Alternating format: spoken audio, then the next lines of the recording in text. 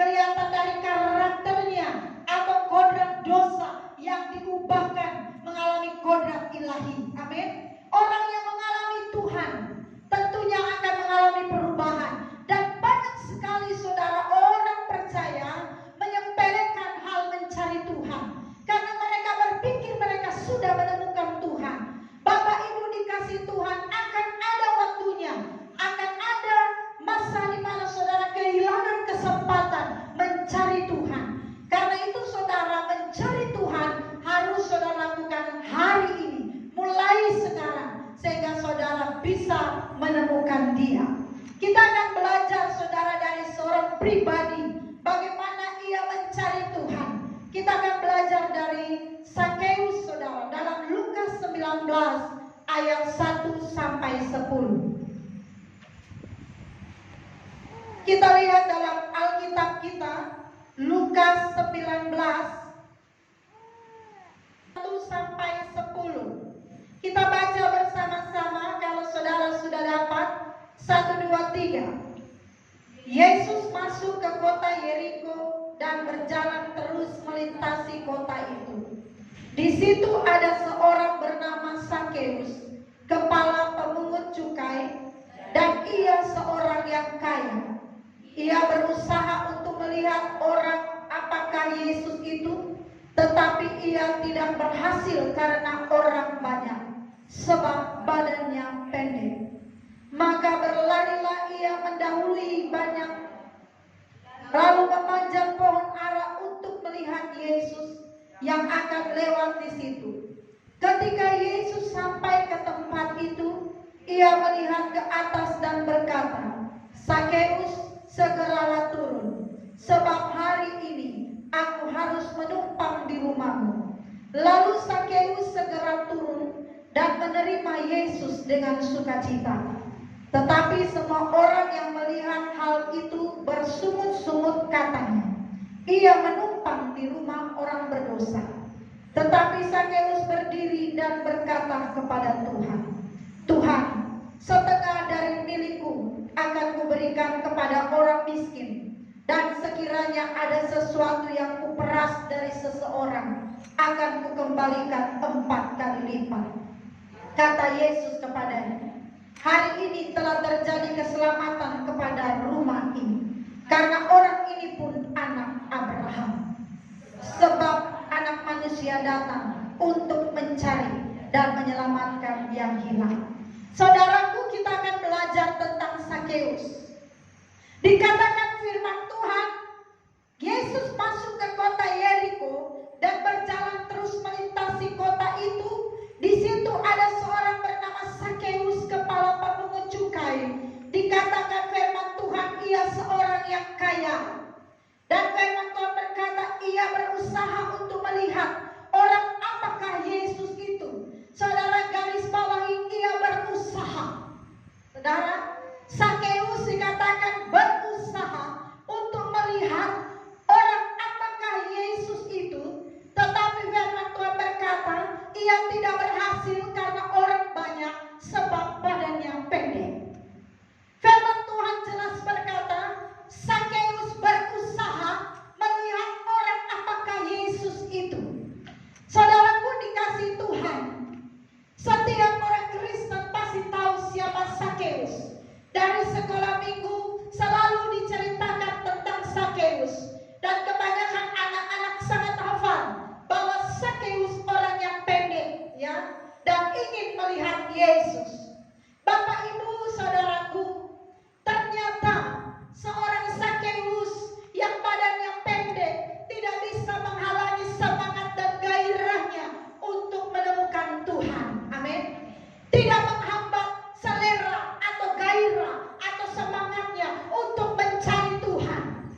Pastinya saudara, Sakeus sudah sering mendengar tentang Yesus. Maka ketika ia dengar Yesus masuk di kota Yeriko, Sakeus ingin melihat Yesus. Orang apakah Yesus itu, saudara? Ya, saudaraku dikasih Tuhan, iman yang begitu luar biasa dari Sakeus. Ia tunjukkan dari tindakannya bagaimana ia mencari Tuhan. Kalau saudara membaca ini, saudara, coba saudara renungkan, saudara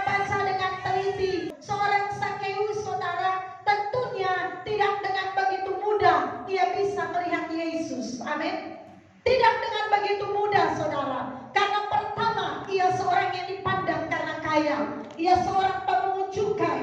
Dan kedua, saudara dikasih Tuhan, ia punya badan yang pendek. Dan ketiga, saudara, tentunya seseorang yang mau naik ke atas pohon harus mikir-mikir dulu, saudara, ya. Ya, pastinya ada rasa malu, pastinya ada gengsi, ada ego. Bagaimana seorang kaya, saudara, mau naik ke pohon ara untuk melihat Yesus? Tapi ini dilakukan oleh Sakeus, karena Sakeus tahu, saudara, Sakeus rindu mengenal dia lebih lagi, saudara. Orang apakah Yesus itu? Ini, saudara, sebuah kerinduan daripada Sakeus. Orang apakah Yesus itu, saudara? Sehingga mendorong Sakeus, ia naik ke atas pohon ara. Saudaraku, pada saat itu, saudara, tidak mungkin saya berpikir, ya, tidak mungkin Sakeus serta-merta terpikirkan ada pohon ara dan ia naik ke pohon ara. Pastinya, saudara, dikatakan firman Tuhan di sini jelas. Maka berlarilah Sakeus mendahului orang banyak. Ya, dia lari, ya, orang begitu banyak berkerumun dekat Yesus. Dan Sakeus berlari, dia mendahului orang banyak, tetapi ia kesulitan karena badannya pendek. Dan akhirnya, saudara, Sakeus mencari akal, mencari cara bagaimana supaya ia bisa melihat Yesus. Dan akhirnya Sakeus menemukan cara itu, yaitu pohon ara. Dan Sakeus naik di atasnya dan dia bisa melihat Yesus. Nah, saudara, kita melihat di sini bahwa begitu semangatnya dan begitu bergairahnya Sakeus ingin melihat Yesus. Nah, ini pertanyaannya bagi orang Kristen, bagi orang percaya, bagaimana gairah saudara mencari Tuhan? Bagaimana semangat saudara mencari Tuhan? Adakah sampai hari ini saudara masih bersemangat mencari Tuhan?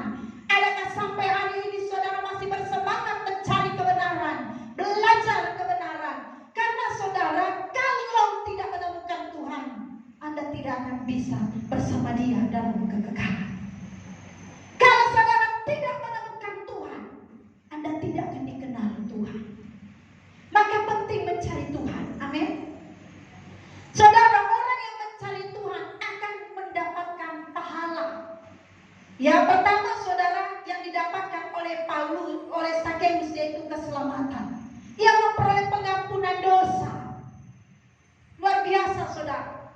Dan mencari Tuhan, saudara, di dalam kitab Perjanjian Lama, setiap raja-raja, bahkan nabi-nabi menganjurkan supaya kita mencari Tuhan.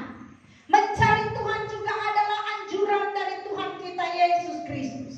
Dalam Matius 6 ayat 33, Tuhan Yesus berkata, carilah kerajaan Allah dan kebenarannya, maka semuanya akan ditambahkan kepadamu.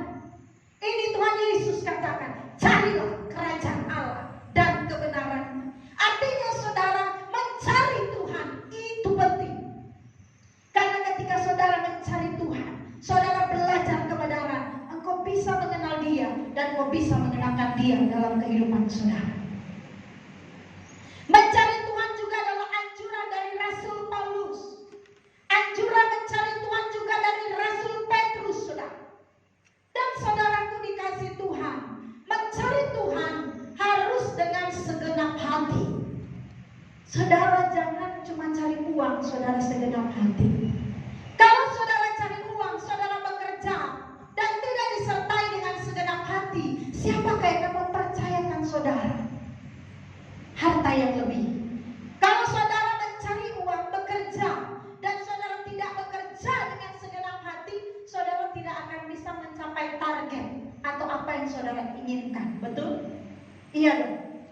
Tidak mungkin, saudara, orang yang kerja setengah-setengah, maka bosnya akan percayakan ia kedudukan. Tidak mungkin saudara bekerja setengah-setengah, terus saudara berharap gaji yang besar. Saudara bekerja setengah-setengah, tidak segenap hati, tidak serius, terus saudara mengharapkan mencapai target atau mencapai apa yang saudara inginkan. Seseorang yang bekerja dengan sungguh-sungguh, dengan serius, dia akan memperoleh apa yang dia targetkan. Bahkan saudara, pemimpin saudara yang melihat saudara akan mempercayakan saudara sesuatu yang lebih. Mungkin gaji naik atau kedudukan saudara juga bisa naik. Nah, saudaraku dikasih Tuhan, di dalam mencari Tuhan, saudara harus lakukan dengan segenap hati. Harus segenap hati, saudara. Kalau tidak dengan segenap hati, saudara tidak akan bisa menemukan Tuhan. Sakeus segenap hati. Amin. Kita bisa melihat, saudara, kenapa kita bisa katakan Sakeus segenap hati? Karena saudara, Sakeus bisa menarik perhatian Yesus. Sakeus dengan segenap hati karena apa? Pohon ara saja bisa dia panjang. Berarti saudara, ini menunjukkan ada keseriusan dari Sakeus untuk mencari Tuhan. Ingin mengetahui siapa Yesus itu. Semangatnya Sakeus tidak bisa dihalangi oleh badannya yang pendek.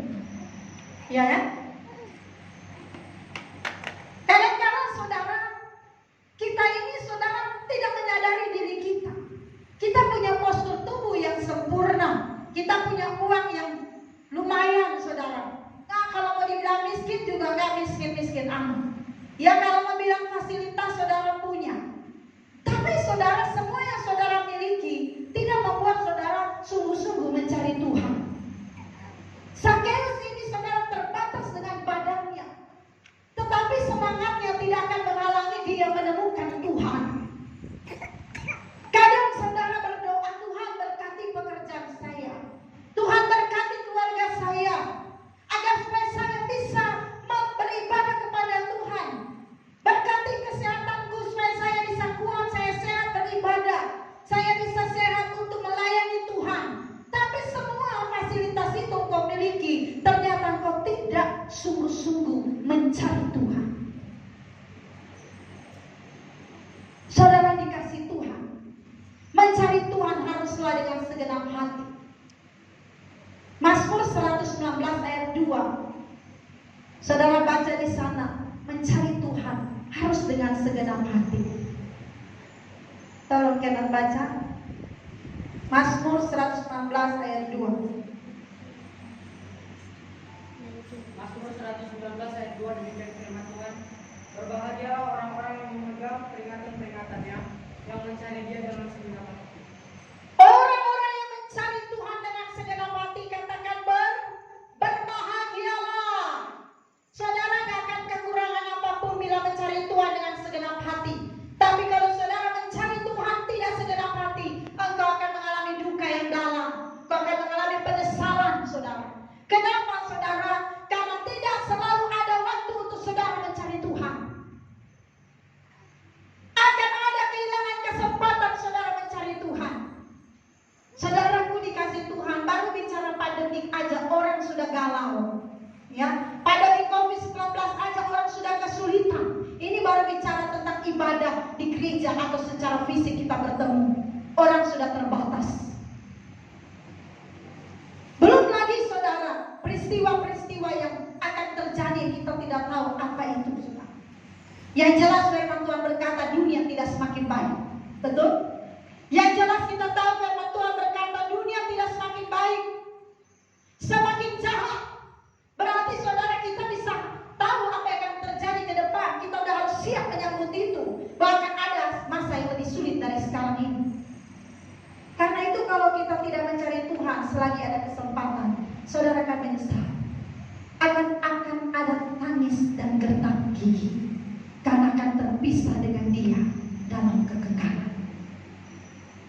Jangan anggap sepele, saudara.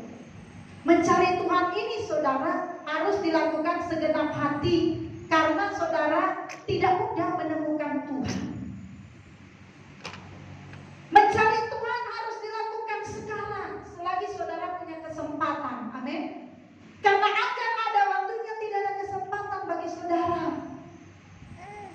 Akan ada waktunya. Dan ketika datang waktu itu, saudara mau menangis pun tak akan bisa lagi tertolong. Apalagi kalau sudah selesai di dunia ini. Memang tidak ada lagi waktunya. Saya mengalami, saudara. Mengalaminya begini, saudara. Walaupun ya gak terlalu ini, tetapi saudara, saya pernah mengalami waktu saya sakit. Saya sakit, saudara, mau berdoa aja saya sudah susah. Saya memuji Tuhan aja susah. Kenapa? Gak tahu kenapa. Sakit semua badan. berdoa itu dalam hati dan sedih sekali. Saudara, saya tidak bisa berbuat banyak. Memuji Tuhan juga begitu. Saya hanya bisa menatap ke atas dan saya hanya bisa menangis. Karena saya rindu suara itu keluar, tapi saya rasa capek. Ya. Jadi di dalam hati aja, haleluya, haleluya. Rasanya mau mengeluarkan suara itu tidak bisa. Tidak ada tenaga, tidak bisa saudara. Berdoa, bahkan apalagi mau melakukan sesuatu pekerjaan Tuhan. Lebih parah lagi. Nah, sebegitunya saja saudara, saya berada di ambang rasa penyesalan. Apakah tidak akan terulang lagi hari ini? Artinya saya bisa ngomong begini, saya bisa buka suara memuji Tuhan, saya bisa bekerja melayani Tuhan. Apakah waktu ini bisa saya terima lagi? Saya nggak terpikir lagi karena saya berpikir saudara, apakah keadaan saya itu akan semakin buruk sampai saya meninggal? Ya, tapi saya berusaha kuat ya di hadapan suami dan anak-anak untuk menghibur mereka. Tapi jujur saudara, waktu mau menyanyi nggak bisa saudara. Sampai suami bilang, ayo kamu berdoa dong. Dalam hati saya berdoa. Ya, tapi tidak bisa ungkapkan. Menyanyi juga begitu. Saya rindu sekali saudara, untuk suara saya itu bisa saya dengar. Jangankan orang lain, saya mendengar suara saya memuji Tuhan. Tapi tidak bisa. Ya, rasanya seluruh tubuh ini tidak menopang lagi untuk saya bisa bersuara. Ya, menyedihkan juga.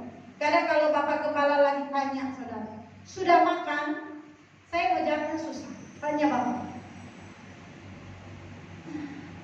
Capek saudara. Sudah makan? Sudah. Baru saya bisa jawab.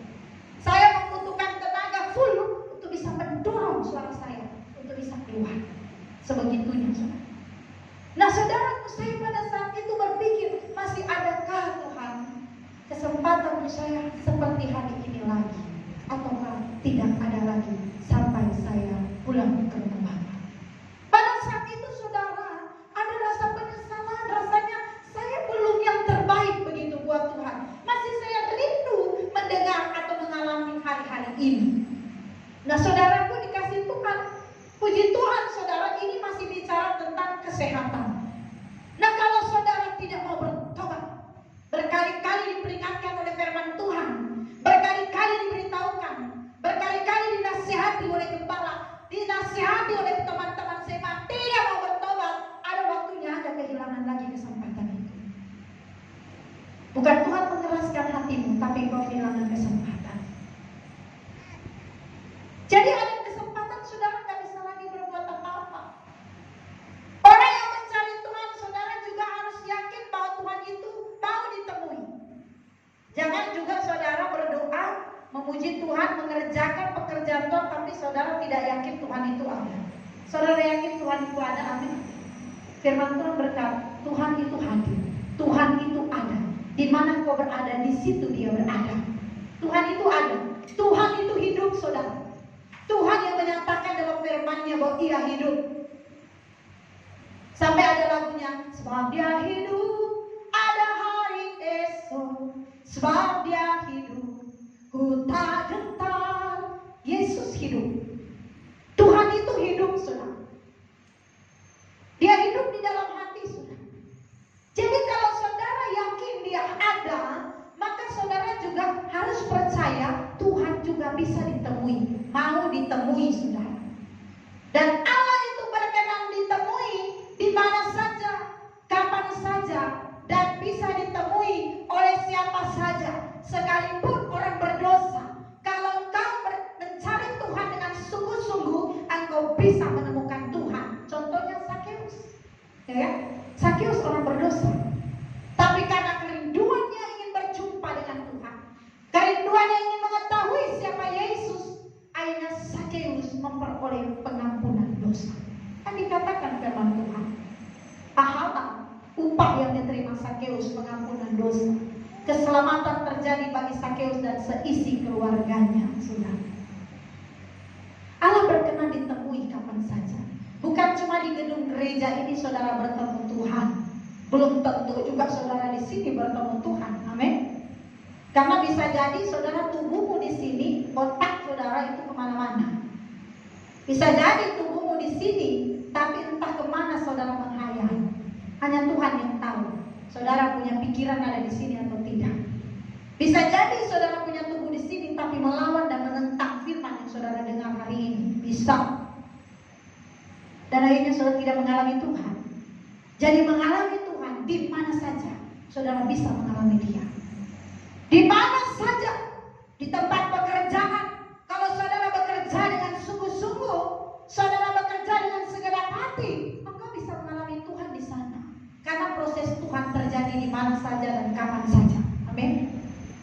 Dalam keluarga, ketika juga engkau berada dalam keluarga, engkau bisa mengalami Tuhan di sana. Makanya saudara, ketika kita menyadari ini, segenap hidup kita haruslah menunjukkan orang yang mencari Tuhan. Jangan cuma di gereja kelihatan alim, tapi di luar gereja lalim. Jangan saudara cuma di gedung gereja kelihatan kudus, di luar gereja kudisan. Makanya saudara harus menyadari ibadah itu di mana saja. Bukan cuma di gedung gereja. Di luar gedung gereja saudara menunjukkan pribadi yang beribadah. Tunjukkan Anda orang-orang yang mencari Tuhan. Gak mudah saudara, makanya harus perlu perjuangan. Nah, Sakeus ini adalah contoh. Sakeus menerima pengampunan dosa karena Tuhan menatapnya dan menyuruhnya turun dari pohon ara, dan Tuhan menumpang di rumahnya. Luar biasa saudara. Bukan pohon ara yang menarik hati Yesus. Jadi jangan pula kita tanam pohon ara karena kita berpikir pohon ara itu ada di rumah kita. Siapa tahu Yesus menumpang di rumah kita. Bukan saudara. Bukan juga pendeknya badan Sakeus yang menarik perhatian Yesus. Tetapi saudara, Tuhan tahu kalau orang sampai seperti itu pasti didorong oleh hati yang merindukan Dia. Tuhan menilai hati kita. Amin. Orang melihat rupa, tapi Tuhan melihat kedalaman hati. Tuhan gak bisa ditipu oleh apapun saudara. Jadi saudara, gairahnya Sakeus ini naik ke pohon ara itu benar-benar menarik hati Sakeus untuk mengetahui siapa Yesus, menarik perhatian Yesus. Bayangkan orang banyak di situ, Sakeus yang ditatap oleh Tuhan.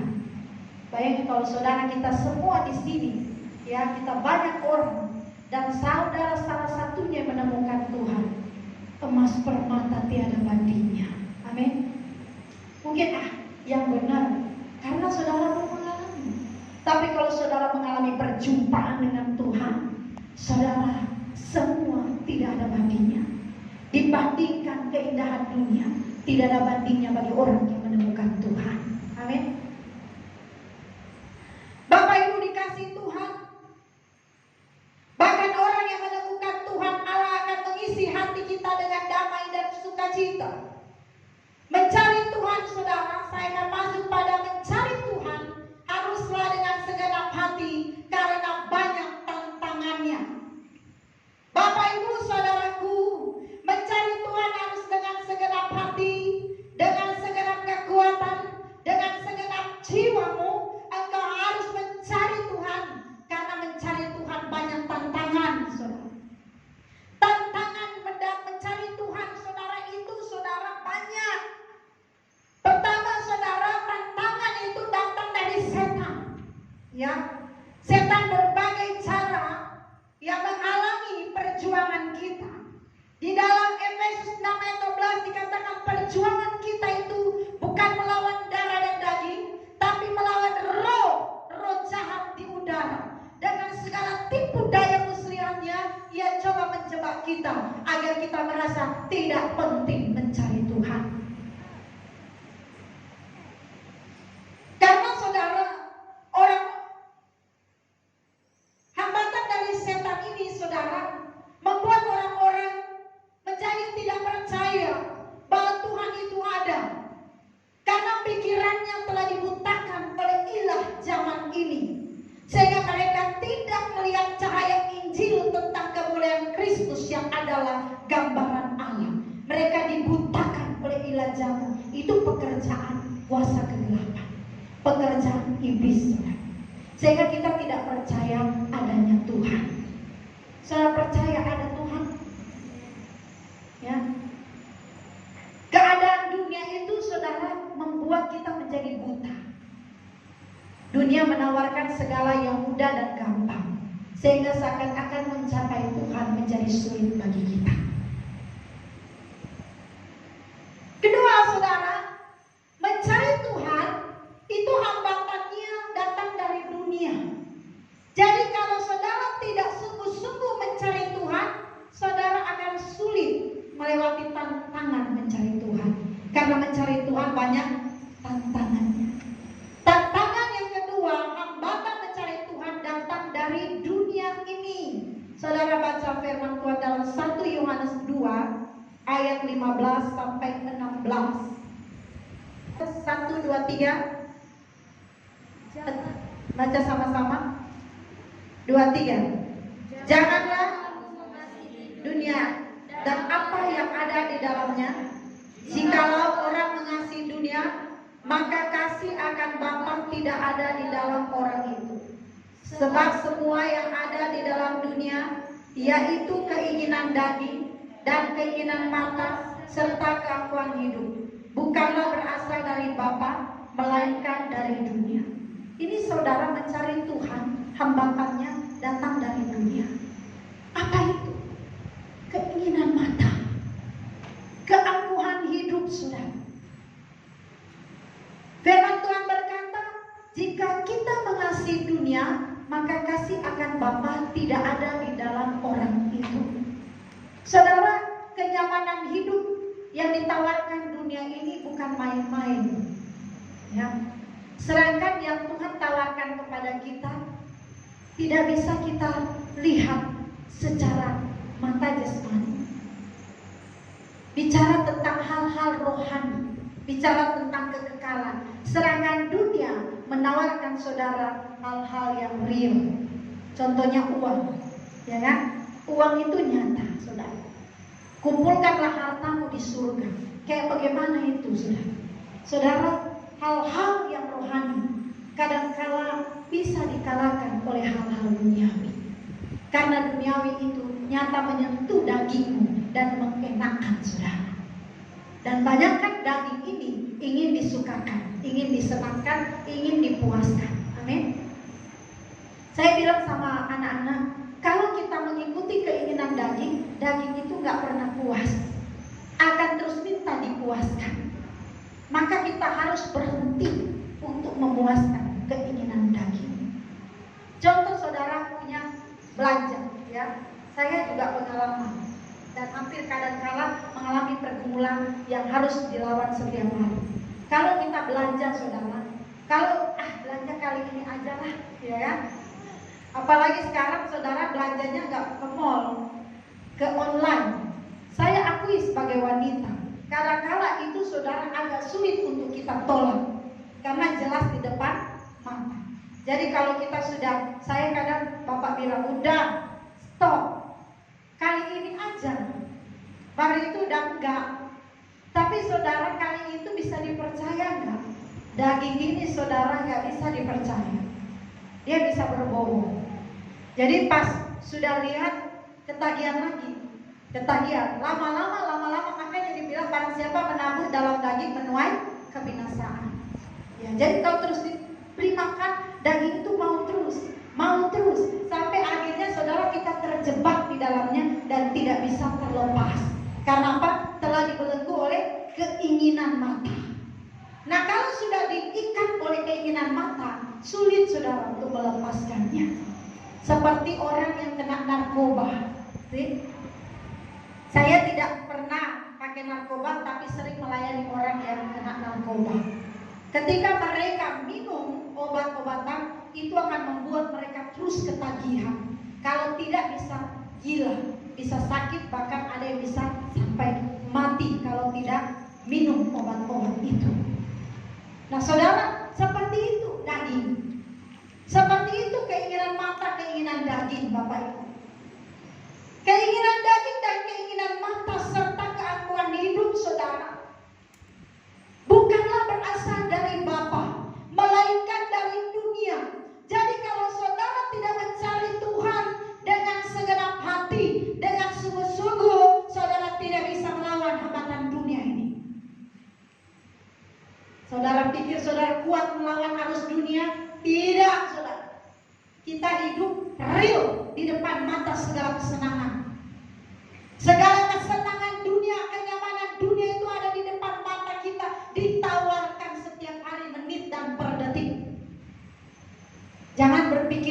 sedang saudara lawan.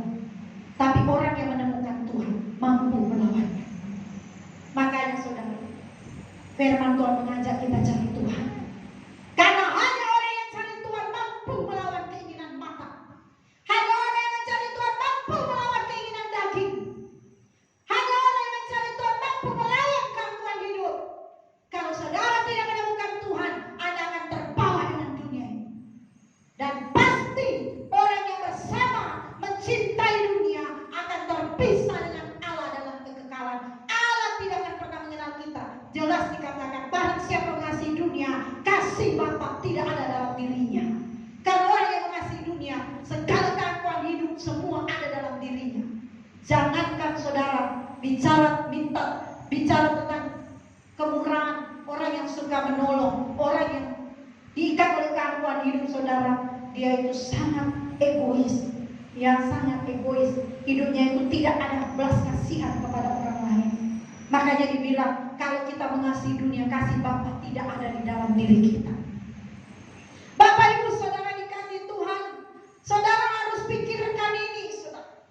Saudara, rupanya penting mencari Tuhan. Karena kalau kita tidak menemukan Tuhan, kita tidak bisa terlepas dari percintaan dunia. Ya iya saudara, karena dunia sangat menarik, mengikat kita. Betul? Bapak Ibu, mari kita berjuang untuk mencari Tuhan. Pasti saudara di sini ada hal-hal yang saudara alami, sama seperti yang firman Tuhan katakan. Ada hambatan untuk saudara mencari Tuhan. Kalau hambatan ini saudara datang dari dunia ini yang mencengkeram hidupmu, mari saudara datang minta tolong kepada Tuhan. Tuhan, tolong saya. Tolong saya Tuhan. Saudara harus bisa untuk berjuang melepaskan diri dari percintaan dunia. Karena ini bisa berbahaya bagi iman percaya kita. Yang berikut saudara, kalau bicara hambatan dunia, kita lihat kembali kepada Sakeus. Saudara baca di dalam Sakeus 19 ayat 8. Berdiri dan berkata kepada Tuhan, Tuhan, setengah dari milikku akan kuberikan kepada orang miskin, dan sekiranya ada sesuatu yang kuperas dari seseorang, ia akan kukembalikan 4 kali lipat. Saudara lihat di situ, ketika Sakeus menemukan Tuhan, Sakeus melepaskan dirinya dari percintaan dunia. Amin. Dia lepaskan. Tapi sebelumnya, waktu Sakeus belum menemukan Tuhan, Sakeus terikat dengan kenyamanan itu. Sakeus orang kaya dan ia memiliki segalanya. Dia terikat kepada kenyamanan hidup. Dia terikat pada percintaan dunia. Tapi dikatakan firman Tuhan, ketika Sakeus menemukan Tuhan, ya kan dikatakan di situ saudara. Ketika Yesus sampai ke tempat itu, ia melihat ke atas dan berkata, Sakeus, segeralah turun, sebab hari ini aku harus menumpang ke rumahmu. Ketika ia menemukan Tuhan, Sakeus melepaskan diri dari percintaan dunia, melepaskan diri kenyamanan hidup. Kenapa saudara? Saya katakan kenyamanan hidup. Dia mau kembalikan 4 kali lipat jikalau ada yang kuperas. Ini pertobatan yang benar. Amin.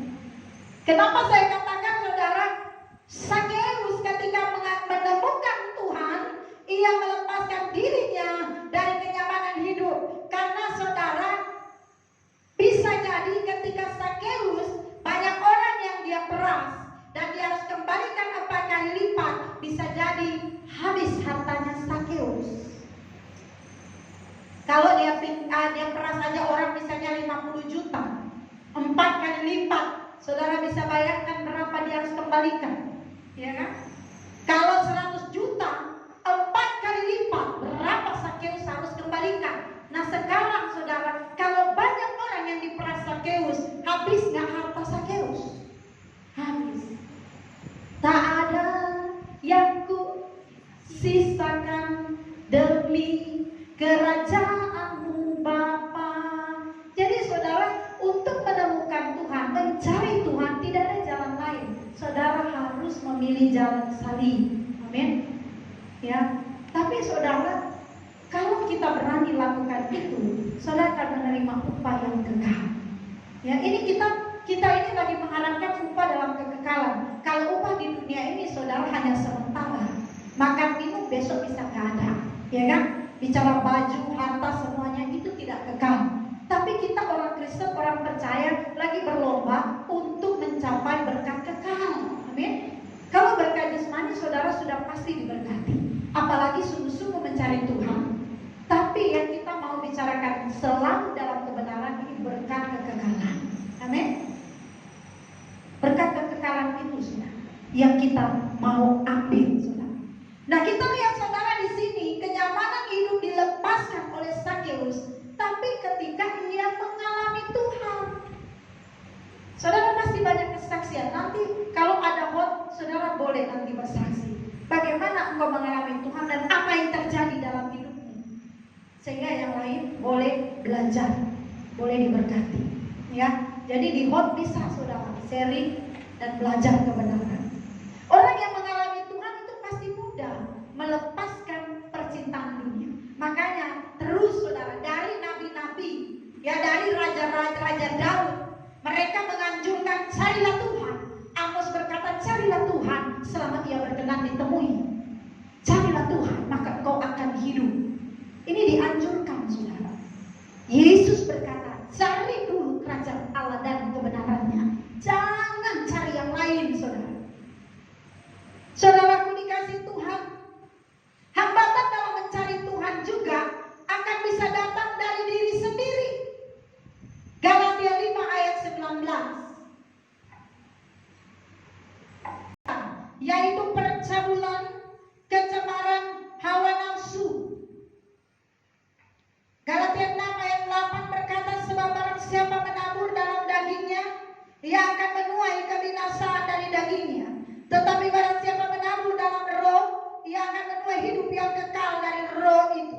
Jadi Bapak Ibu dikasih Tuhan, mencari Tuhan juga bisa datang hambatannya dari diri sendiri. Jadi kalau saudara tidak berjuang, saudara tidak berusaha sungguh-sungguh, maka saudara akan sulit mencapai itu. Saudara akan sulit menemukan Tuhan. Yang kita menemukan Tuhan, saudara, nggak bisa terikat oleh dosa. Saudara harus lepaskan. Amin. Saudara mau menemukan Tuhan, lepaskan segala dosa yang merintangi hidup saudara. Karena perbuatan daging tidak akan berkenan kepada Allah. Percabulan, kecemaran, segala hawa nafsu harus saudara lepaskan, singkirkan, bersihkan dari hidup saudara, sehingga saudara bisa menemukan Tuhan. Karena diri kita masih penuh dengan kecemaran, penuh dengan hawa nafsu, maka saudara tidak akan bisa menemukan Tuhan. Sakeus melepaskan semuanya sehingga dia dapat berlari. Betul? Dia lepaskan, dia kaya, ya, dia orang berdosa, dikatakan firman Tuhan. Tapi dia tidak mengingat itu, dia berlari ingin mengetahui siapa Yesus. Sehingga akhirnya Sakeus menemukan Yesus. Dicatat firman Tuhan, orang berdosa menerima pengampunan, menerima keselamatan. Amin. Bapak Ibu dikasih Tuhan, jadi mencari Tuhan tidak hanya datang dari luar, tapi bisa dari dalam. Ya, Bapak pembina kita, Pak Erasmus katakan bahwa di dalam diri kita ada monster. Dan monster itu saudara harus kita matikan. Kalau monster itu gak dimatikan, diberi makan, dia akan makin besar dan dia akan berkuasa dalam hidup saudara. Maka monster di dalam diri ini, yaitu keinginan daging, keinginan mata, keangkuhan hidup, itu harus saudara matikan sehingga saudara bisa menemukan Tuhan. Amin. Bisa mengalami Tuhan, saudara. Dalam diri kita ini masih banyak monster, ya? Betul? Dikit-dikit tersinggung itu monster, ya? Dikit-dikit sakit hati itu monster. Dikit-dikit kecewa itu monster, ya. Gak keikut maunya, marah, ini monster ini, saudara.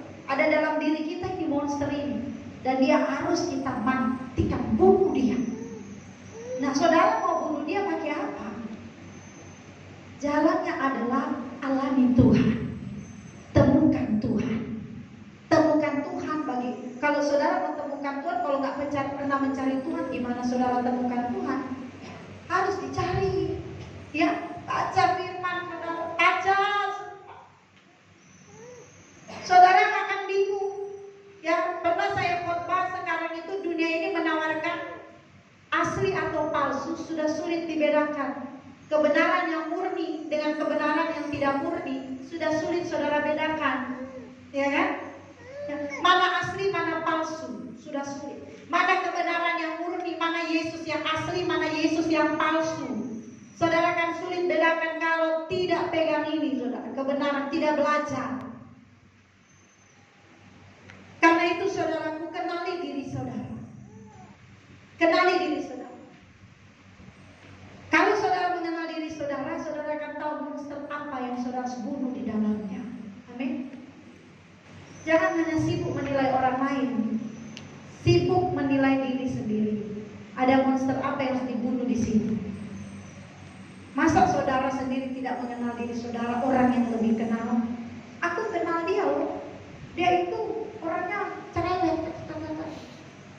Dia itu aku kenal, orangnya itu bengis. Orangnya itu kejam. Jangan orang yang kenal kita terus kenal diri kita supaya kita bisa bunuh monster itu. Amin. Iya Tuhan. Ketika orang sakiti kita sulit mengampuni, aduh, masih ada monster di sini. Saya harus bunuh dia. Cari Tuhan. Ya, alami Tuhan. Jangan biarkan monster itu merajalela dalam hidup saudara. Amin.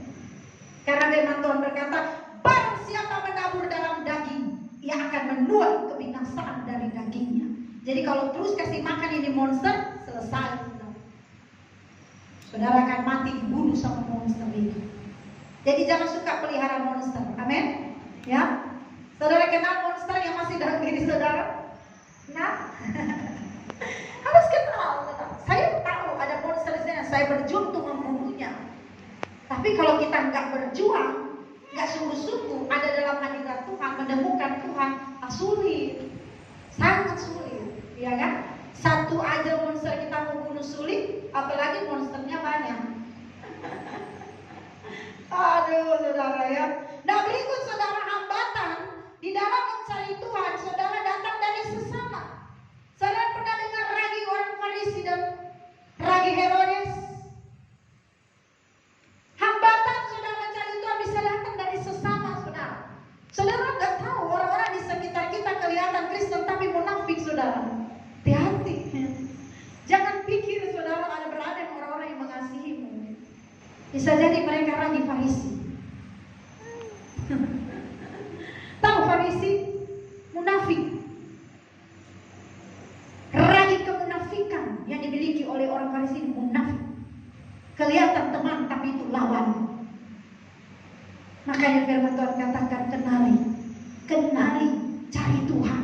Sehingga kau bisa membedakan mana yang baik, mana yang tidak baik, dan mana yang berkenan kepada Allah. Kalau tidak saudara, orang bicara A, saudara ikut.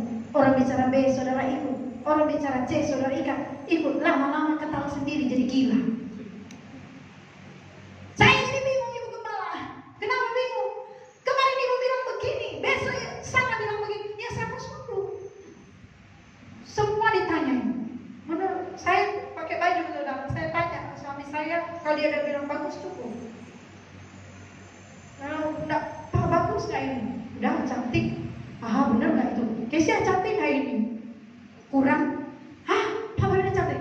Pikir lagi kan cantik kan? Lama-lama gila nggak gitu? Lama-lama kita gila. Gara-gara apa? Terlalu banyak nanya dan nanya tidak tepat. Masa suami kalau nggak percaya? Masa dia mau istrinya jelek, betul? Ah, lihat makeup saya bagus ya? Udah bagus. Alisnya sama mata. Oh miring sedikit. Oh percaya dong. Masa suami mau biarin istrinya diketawain orang? Saudara kok udah tanya saudara di sini di GSK ini, tanya kebenaran, jangan tanya lagi ke orang lain. Lama-lama saudara muntah, sakit perut. Saudara harus kenali kebenaran. kebenaran. Ini dia. Karena banyak Yesus yang lain sekarang. Yesus yang palsu. Itu kata Rasul Paulus. Ada Injil yang lain. Ada Yesus yang palsu. Jadi kalau saudara tidak hati-hati, saudara bisa tersesat, bisa terbuang dari hadapan Allah. Makanya sekarang cari Tuhan, saudara. Cari Tuhan. Belajar kebenaran. Kalau Tuhan kehendaki, Hot akan kembali jalan, ya. Supaya kita bisa kenali kebenaran. Kita terus belajar tentang Yesus, belajar tentang Injil yang murni, agar supaya saudara tidak kebingungan mana yang benar, mana yang salah. Jadi saudara, mencari Tuhan bisa datang dari sesama kita. Yesus memperingatkan mereka, katanya berjaga-jagalah dan awaslah terhadap ragi orang Farisi dan ragi Herodes. Dikatakan Yesus kepada murid-muridnya, waspada, berjaga-jaga terhadap ragi orang Farisi dan ragi Herodes. Kehidupan orang Farisi adalah kehidupan yang munafik. Mereka mencanangkan hal yang baik, tapi mereka sendiri tidak melakukannya. Mereka memerintahkan orang melakukan apa yang baik, tapi mereka tidak melakukan. Ini ragi orang Farisi, saudara. Ragi Herodes. Yang ragi orang Farisi, kehidupan yang munafik, kelihatannya mereka rohani, tapi sebenarnya mereka rohana. Tahu rohana? Nggak ada nama rohana di sini. Berarti semua rohani. Kelihatan rohani itu ragi Farisi, tapi sebenarnya mereka itu orang-orang munafik. Makanya pergaulan yang buruk bisa merusak kebiasaanmu yang baik. Jaga pergaulan. Siapa teman Anda bergaul, itu Anda akan jadi seperti itu.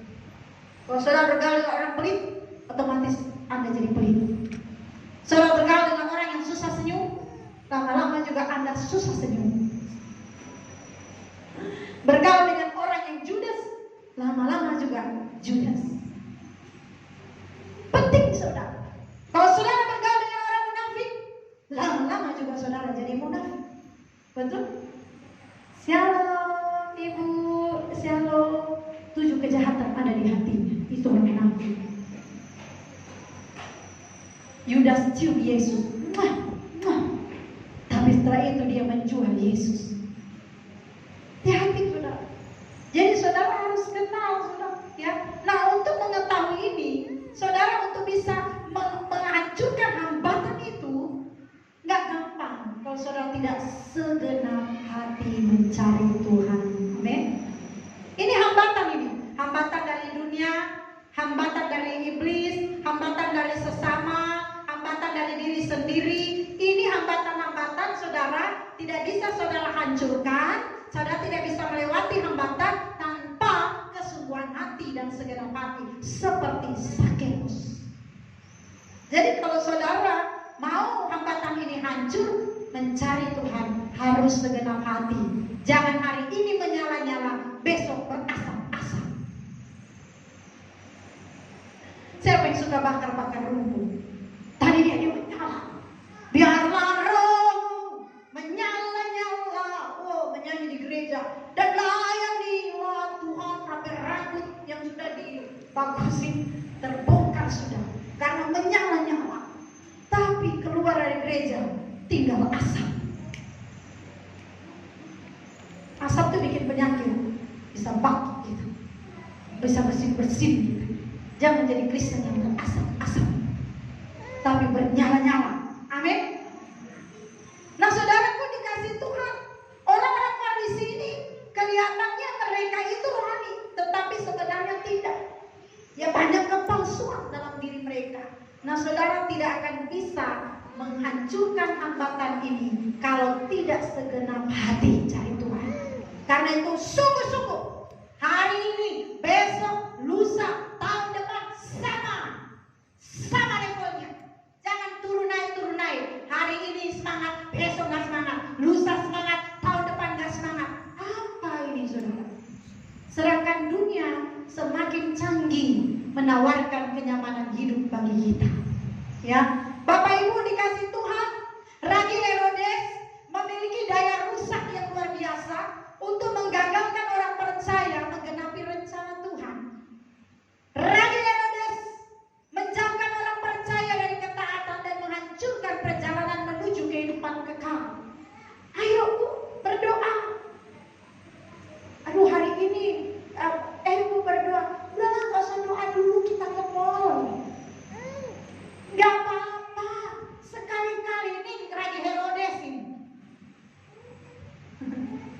Oh Tuhan, jangan sampai. Saya juga harus berhati-hati. Jadi kayak ditemplak juga. Hamba Tuhan ini juga harus bertobat. Ayo berdoa, ya. Aduh, lagi malas kita ya. Tiba-tiba datang teman, kita jalan dulu lah. Kita bolong dulu doa hari ini. Kan sekali-kali nggak apa-apa. Kalau sudah mulai sekali-kali ada 2 kali. Kalau ada 2 kali, ada 3 kali. Nah, kalau ada orang yang coba membuat Anda tidak taat, ini bilang, kau punya ragi Herodes. Ayo bawa ke GSKI, berdoa dulu kita. Dengar firman Tuhan, ya. Hari ini saudara murah hati. Gara-gara saudara marah benci, saudara jadi tidak murah hati. Terus curhat sama orang, kena lagi ragi Herodes. Gak apa-apa lah. Sekali-kali lah keenakan juga orang itu diberikan. Memang kadang-kadang tanpa sadar juga kita memiliki ragi itu, betul? Nah Bapak Ibu dikasih Tuhan, setelah dengan firman Tuhan ini, waspada terhadap ragi Herodes. Termasuk diri kita kalau ada, amen. Kita harus bertobat, saudara. Iya, kadang-kadang begitu, saudara. Jadi ragi Herodes ini, saudara, mencoba merayu saudara, menggagalkan saudara. Herodes bilang begini, di mana Tuhan itu? Tunjukkan padaku, aku juga mau datang menyembah Dia. Padahal Herodes bukan mau menyembah Yesus, mau membunuh Yesus. Ya, ini hati-hati saudara. Asli atau palsu susah dibedakan. Ini teman atau lawan atau musuh kita susah bedakan. Ini Injil murni atau ini Injil palsu hampir susah dibedakan. Tapi saudara kalau sering dengar khotbah firman Tuhan di sini, saudara akan bisa bedakan ini murni atau palsu. Injil yang murni selalu Tuhan menekankan pada pikul salib. Sangkal diri, ikut Tuhan, pikul salib. Itu Injil Yesus, saudara.